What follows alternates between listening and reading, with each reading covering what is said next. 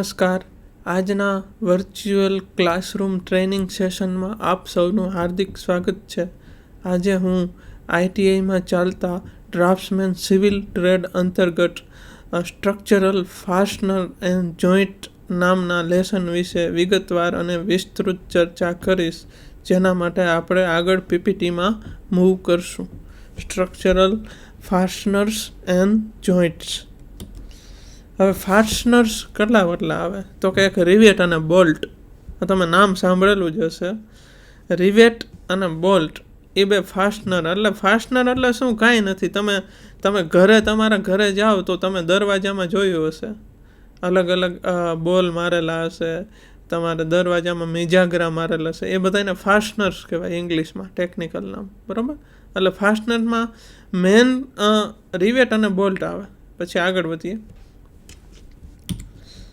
આ રિવેટ વિશે ચર્ચા કરીએ તો આ રિવેટ તમે જોઈ શકો છો કે રિવેટ જે હોય એમાં નીચે જે રિવેટનું જે મેન રિવેટ હોય નીચે એને ટેલ કહેવાય, વચ્ચેનું જે ભાગ હોય એને શાંક કહેવાય ઓર બોડી, અને ઉપરનાને હેડ કહેવાય.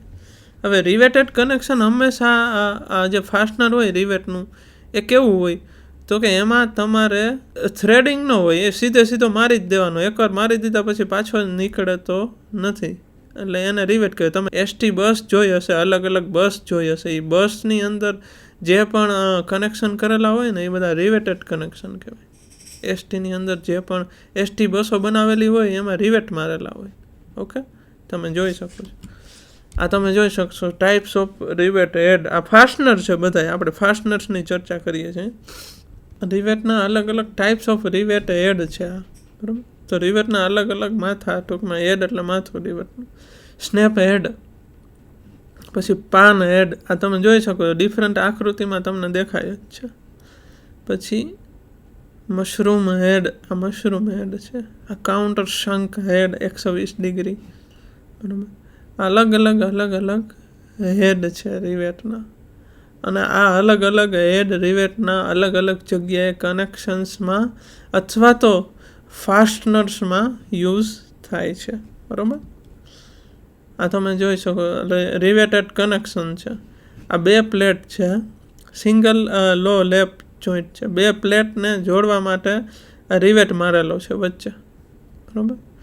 આ બે પ્લેટને જોડવા માટે અહીંયા આ જગ્યાએ રિવેટ. આ છે એ ઉપરથી તમે જુઓ એટલે આવું દેખાય, પ્લાન છે. અને આ છે સેક્શન છે. એમાં તો આપ સૌ જાણતા હશો કે એને પ્લાન કહેવાય, કે એને એલિવેશન કહેવાય, એને સેક્શન કહેવાય. આ ઉપરથી રિવેટનું માથું દેખાય છે, એને પ્લાનમાં બતાડાય છે. આ છે એ સેક્શનમાં બતાડાય. અને આ double cover plate butt joint છે. વચ્ચે એક પ્લેટ પણ મૂકેલી છે અને જોઈન્ટ કરેલો છે. રિવેટેડ કનેક્શન્સ એટલે ફાસ્ટનિંગ કરેલું છે.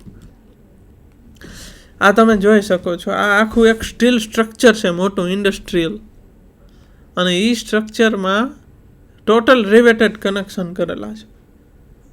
આ બીમ ટુ સ્લેબ કનેક્શન છે, બીમ ટુ કોલમ કનેક્શન છે. એમાં આપ જોઈ શકો છો કે આ જે પ્લેટ મારેલ છે ત્યાં પણ રિવેટ મારેલા છે, અહીંયા પણ રિવેટ મારેલા છે, અહીંયા પણ રિવેટ મારેલા છે, અહીંયા પણ રિવેટ મારેલા છે. બધા રિવેટેડ કનેક્ટ. આ ગઝેટ પ્લેટ છે, આ ક્લીટ એંગલ છે, બધી જગ્યાએ રિવેટ મારેલા છે. અહીંયા તમે જોઈ શકો છો આ રિવેટ મારેલા છે. ઓકે, તો આ ફાસ્ટનર્સ એન્ડ જોઈન્ટ્સ, આ ફાસ્ટનર્સ છે. બરાબર? હવે બીજું આવે છે બોલ્ટ. ફાસ્ટનરમાં તો કે બોલ્ટમાં શું હોય? રિવેટમાં બોલ્ટમાં ડિફરન્સ એટલો, બોલ્ટમાં થ્રેડિંગ હોય. એને તમે ઓપન કરી શકો, પાછો બંધ કરી શકો. એટલો તમને બોલ્ટમાં વધારે ફાયદો મળે રિવેટ કરતાં. થ્રેડિંગ હોય આમાં. આ જે છે ને, આપણે ગુજરાતીમાં જે આટા કહીએ એને થ્રેડિંગ કહેવાય ઇંગ્લિશમાં. Bolted connection. બરાબર? આ તમે જોઈ શકો છો. આ જે પ્લેટ, આ આઈ સેક્શન છે. આઈ સેક્શનમાં આ પ્લેટ મારેલી છે. પ્લેટ માટે આ બોલ્ટિંગ કરેલું છે. જો આ તમે જોઈ શકો છો સ્ટ્રક્ચરમાં. અને બોલ્ટેડ કનેક્શન કહેવાય, અને અથવા તો બોલ્ટેડ ફાસ્ટનર્સ કહેવાય. બરાબર? આપણે ઘરે તમે દરવાજામાં પણ જોશો તમે બોલ્ટ મારેલા હશે, અથવા તો અત્યારે તો વિન્ડોમાં પણ આવે છે બોલ્ટ મારેલા એલ્યુમિનિયમ સેક્શન્સ. હવે આવે છે બીમ ટુ બીમ કનેક્શન. એટલે બીમ ટુ બીમ કનેક્શન કઈ રીતે હોય તો કે એક બીમ જતું હોય અને બીજા બીમમાં ત્યાંથી નીકળતું હોય અને બે બીમને જોડવા માટે જે રિવેટ અથવા બોલ્ટથી જે કનેક્શન કરવામાં આવે એને બીમ ટુ કોલમ કનેક્શન કહેવાય છે. ઓકે, એક બીમ સાથે બીજા કોલમનું કનેક્શન કરવામાં જે આવે ને એને બીમ ટુ કોલમ કનેક્શન કહેવાય. આ તમે જોઈ શકો છો છે કનેક્શન કરેલું. આ જે પ્લેટ છે ને એ પ્લેટને કહેવાય ગઝેટ પ્લેટ. શું કહેવાય? ગઝેટ પ્લેટ. બરાબર. બીમ ટુ કોલમ કનેક્શન આ તમે જોઈ શકો. કોલમ છે, આ શિયર લેબ છે, વેલ્ડ એક્સેસ હોલ છે, પછી આ બીમ છે, આ પ્લેટ છે. બરાબર. અને આ વેલ્ડિંગ કરેલ છે અને અહીંયા જોઈન્ટિંગ કરેલ છે. બરાબર.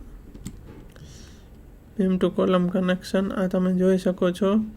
આ પિક્ટોરિયલ વ્યૂ છે બીમ ટુ કોલમ કનેક્શનનો અને આ પ્લાન ને એલિવેશન છે. આ તમે જોઈ શકો છો.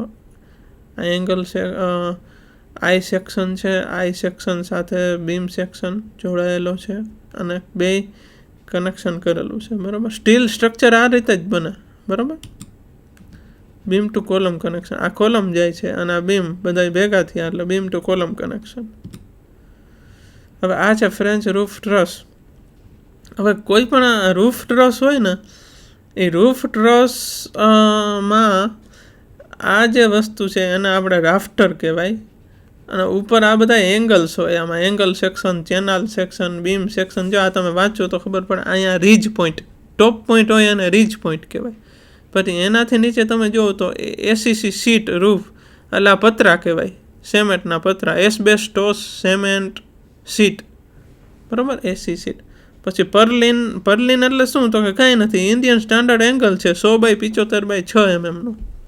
મેન્ટાઈ શું છે તો કે એ પણ એક એંગલ છે. પ્રિન્સિપલ રાફ્ટર શું છે તો કે સેક્શન છે. Main strut Indian standard angle 75/75/6. એ રીતે આખું આ રૂફ ટ્રસ બને અને રૂફ ટ્રસ બને અને એના ઉપર પછી જે આ એસી સીટ લાગે એટલે એક આખું શેડ બની જાય છે. પછી શેડનો ઘણો બધો ઇન્ડસ્ટ્રીમાં ઉપયોગ થઈ શકે. આઈધર તો ગોડાઉન તરીકે પણ ઉપયોગ થઈ શકે અથવા તો ટ્રાન્ઝિટ લોડિંગ અનલોડિંગમાં પણ ઉપયોગ થઈ શકે. ઘણા બધા ઉપયોગ. તમે પોર્ટમાં ક્યારેક વિઝિટ કરશો ને તો તમને ખબર પડશે કે આ શેડ શું છે. તમે કચ્છમાં અદાણી મુન્દ્રા પોર્ટ છે ત્યાં તમે જાજો અથવા કોઈ પણ પોર્ટ ત્યાં તમને ખબર પડશે કે ફક્ત આ વિઝિટ માટે કહું છું કે તમને જાણવા માટે કે ત્યાં તમને ખબર પડશે કે આ શેડ શું છે, સ્ટીલ સ્ટ્રક્ચર શું છે, લોડિંગ અનલોડિંગ શું છે. કોઈ પણ પોર્ટને આપ વિઝિટ કરી શકો છો. સ્ટ્રક્ચરલ ફાસ્ટનર્સ અને જોઈન્ટ્સના લેક્ચરમાં આપ સૌએ મને શાંતિથી સાંભળો એ બદલ આપ સૌનો ખૂબ ખૂબ આભાર.